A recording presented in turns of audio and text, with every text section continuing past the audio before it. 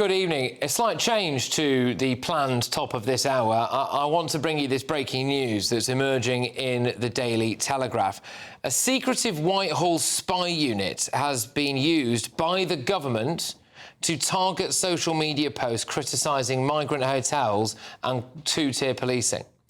The Telegraph is revealing that officials working for Peter Kyle, who was the technology secretary, he's been in the news a bit this week, hasn't he, have flagged videos with, quotes, concerning narratives to social media giants, including TikTok, warning that they are exacerbating tensions on the streets. Apparently, this same unit, which has now been renamed, was being used during COVID to clamp down on people who might have been putting out so-called anti-vax or anti-lockdown messaging. This is a huge revelation here. It's a huge revelation. It's something that I think a head might roll over. You know, people cannot feel as though the government is hugely clamping down on what they say about the biggest issue facing Britain at the moment, illegal immigration and legal immigration. They cannot clamp down on that. And this revelation is going to be deeply, deeply uncomfortable for Labour and, frankly, play into the narrative that there is a Stasi out there that is stopping your tweet. Those comments were flagged by this government unit to try to stop us talking about it.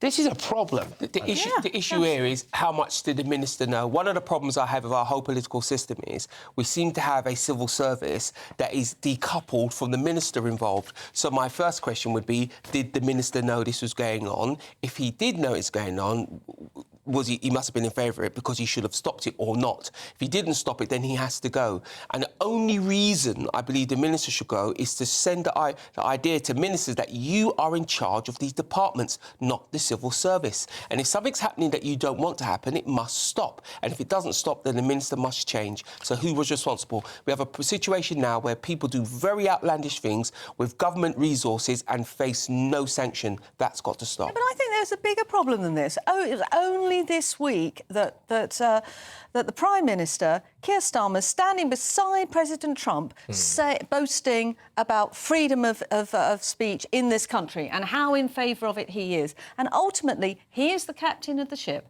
And this government is plainly not in favour of freedom of speech at all. So there you have it. There is a secret government department located somewhere within Whitehall. Nobody seems to know who started it, and nobody seems to know what their function is.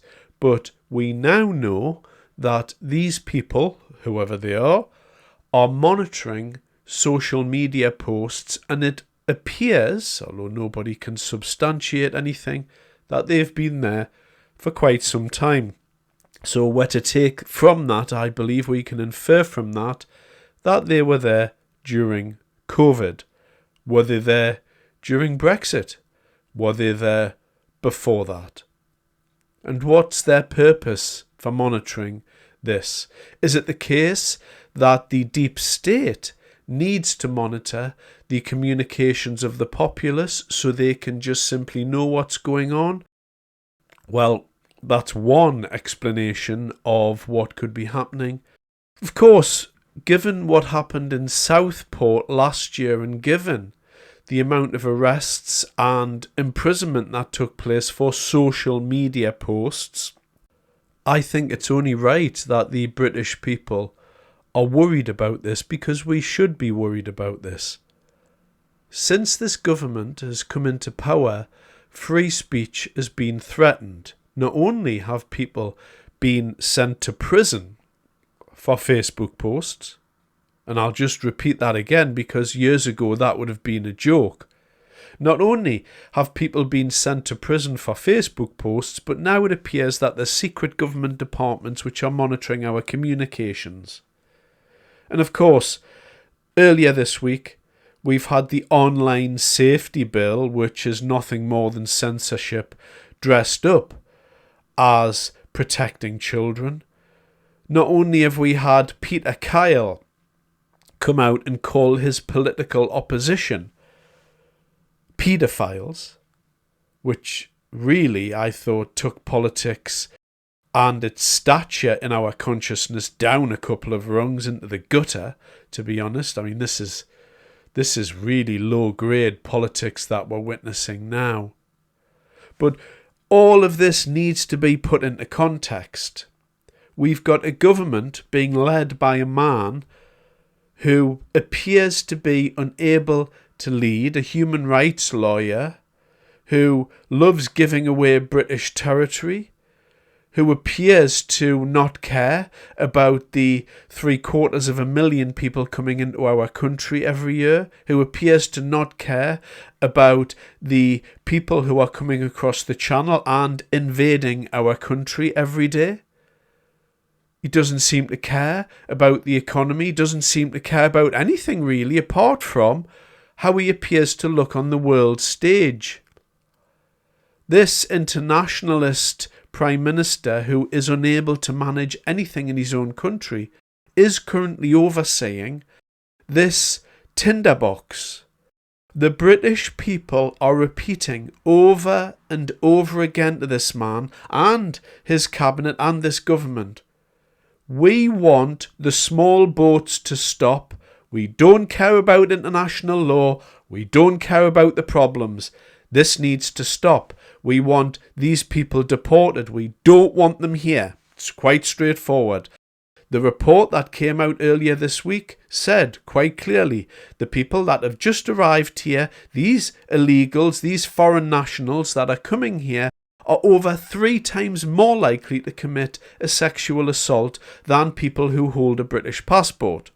This is about the protection of our women and girls. And this government, in avoiding talking about this issue, can be only doing one of 2 things. And the first is that they're deliberately doing this in order to stoke tensions so they can throw people in prison. And I can't even go there. I don't think that can be real, can it? I don't think that can be how it is, because that's just too far-fetched, too science fiction. I believe that this government wakes up every day and just tries to put out fires. They're incompetent, like all governments are incompetent. But this government is refusing to deal with this issue in any meaningful way, and the tensions that are exploding now are just being left by Keir Starmer. And where's Yvette Cooper? Where's the Home Secretary? Where's our law and order? What are this government doing? They're doing nothing but spying on us and throwing people in jail. They're not confronting the issue that we keep telling them over and over. We don't want this. And now they're seeing protests in towns and cities. They're springing up new ones every day. Every day there's a new town where there's a problem. The government are losing control of law and order based upon the civil disobedience related to the small boats that are coming across. All the government have to do is stop the small boats. That's all they have to do, and all of this will go away. But they refuse to do so, and in their refusal to do that, they show the hand. They're spying on us for posts. They're putting people in prison for social media posts. They're focusing on places like Gaza and foreign stuff that nobody cares about.